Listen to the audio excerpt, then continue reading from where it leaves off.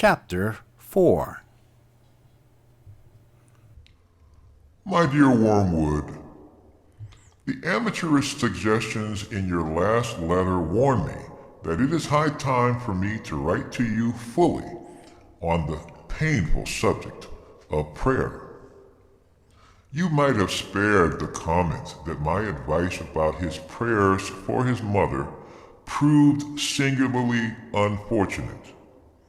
That is not the sort of thing that a nephew should write to his uncle, nor a junior tempter to the undersecretary of a department.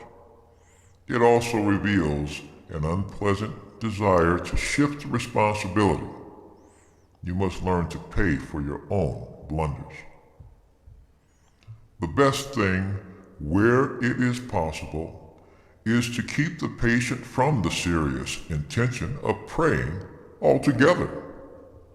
When the patient is an adult, recently reconverted to the enemy's party, like your man, this is best done by encouraging him to remember, or to think he remembers, the parrot-like nature of his prayers in childhood. In reaction against that, he may be persuaded to aim at something entirely spontaneous, inward, informal, and unregularized. And what this will actually mean to a beginner will be an effort to produce in himself a vaguely devotional mood in which real concentration of will and intelligence have no part.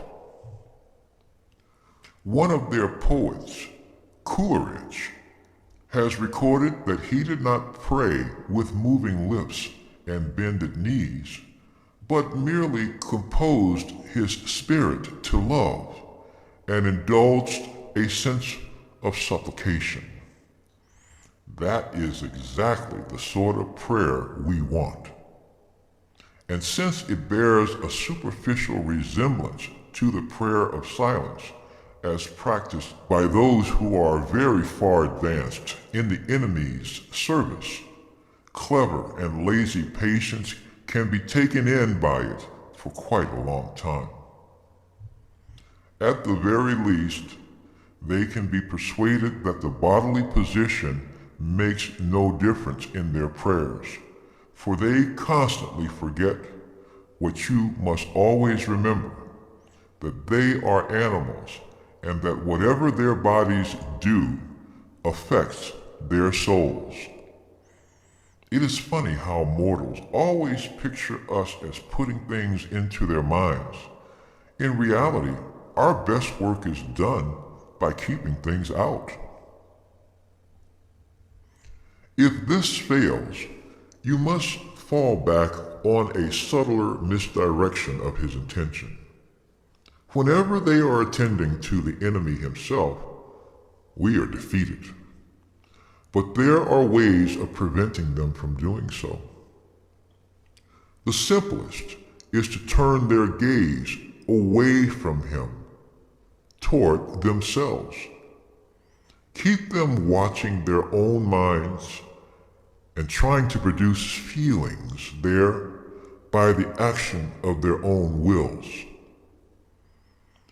When they meant to ask him for charity, let them instead start trying to manufacture charitable feelings for themselves and not notice that this is what they are doing.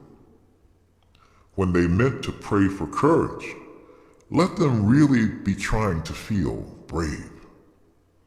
When they say they are praying for forgiveness, let them be trying to feel forgiven. Teach them to estimate the value of each prayer by their success in producing the desired feelings, and never let them suspect how much success or failure of that kind depends on whether they are well or ill, fresh or tired at the moment. But of course, the enemy will not meantime be idle. Wherever there is prayer, there is danger of his own immediate action. He is cynically indifferent to the dignity of his position and ours as pure spirits, and to human animals on their knees, he pours out self-knowledge in a quite shameless fashion. But even if he defeats your first attempt at misdirection, we have a subtler weapon.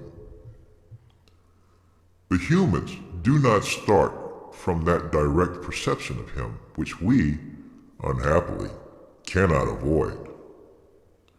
They have never known that ghastly luminosity, that stabbing and searing glare which makes the background of permanent pain to our lives. If you look into your patient's mind when he is praying, you will not find that. If you examine the object to which he is attending, you will find that it is a composite object containing many quite ridiculous ingredients. There will be images derived from prayers of the enemy as he appeared during the discreditable episode known as the Incarnation. There will be vaguer, perhaps quite savage and puerile images associated with the other two persons. There will even be some of his own reverence and of bodily sensations accompanying it, objectified and attributed to the object revered. I have known cases where what the patient called his God was actually located up and to the left at the corner of the bedroom ceiling, or inside his own head, or in a crucifix on the wall. But whatever the nature of the composite object, you must keep him praying to it, to the thing that he has made, not to the person who has made him. You may even encourage him to attach great importance to the correction and improvement of his composite object, and to keeping it steadily before his imagination during the whole prayer. For if he ever comes to make the distinction, if ever he consciously directs his prayers, not to what I think thou art, but to what thou knowest thyself to be, our situation is, for the moment, desperate.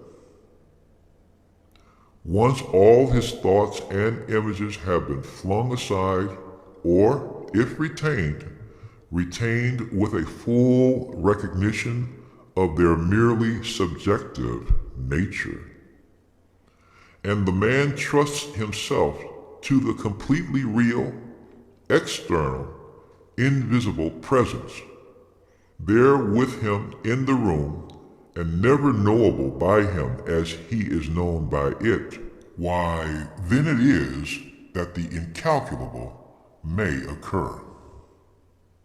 In avoiding this situation, this real nakedness of the soul in prayer, you will be helped by the fact that the humans themselves do not desire it as much as they suppose.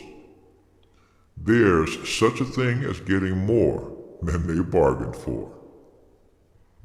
Your affectionate uncle, Screwtape.